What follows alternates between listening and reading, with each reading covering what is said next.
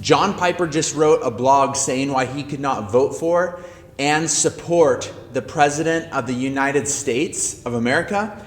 He said this. He said that the president is sinning in sexual immorality, unrepentant boastfulness, unrepentant vulgarity, etc., etc., etc. All these character issues. And in 2016, John Piper said that the president was morally unqualified.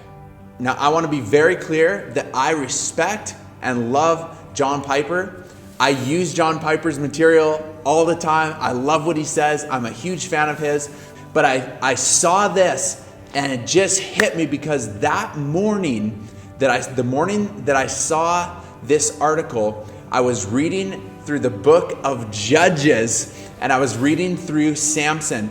And when Piper says things like morally unqualified or I cannot support this leader because he has these character issues, I immediately think of this. Let's go through scripture and name every morally qualified leader that God put in place. Why don't we start with Samson? Oof! Samson was a rage monster his entire life. If you read the whole story through Judges of Samson, Samson literally lives his life from one angry thing to one revenge thing to the next rage thing, where he kills 500 people with a donkey's jawbone, where he grabs the enemy gates and carries them off, where he falls in love with this girl and that girl. And the interesting thing is at the very end of Samson's journey of his life, when he dies and takes a whole bunch of Philistines with him, there's a little line that says, and Samson led Israel for 20 years. Oh my goodness. Let's look at some more morally qualified characters in scripture. Maybe Moses, maybe Noah, Abraham, David, sexual immorality, adultery, murder, Saul, Solomon, Paul, who killed probably hundreds of Christians before he himself turned his life over to Jesus.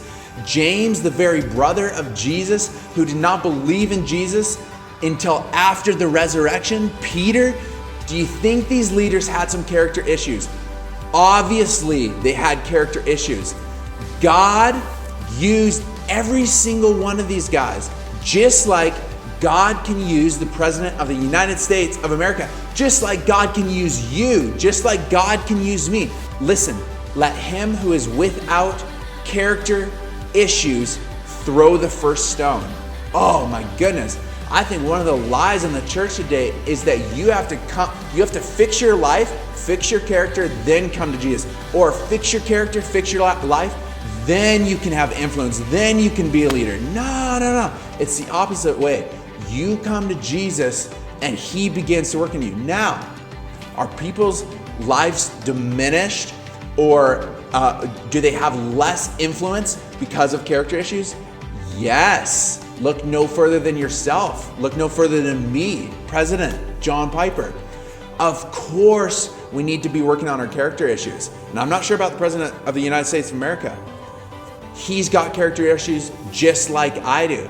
But to say that you cannot support him because he has character issues is insane. It's crazy. That's not the gospel. That's not who Jesus is. Jesus wants to come and live and move into your life. Yes, he wants to fix the character issues. Yes, he wants to work on that together. But scripture is filled with people who God called and they had major flaws. God does not call the qualified, he qualifies the called.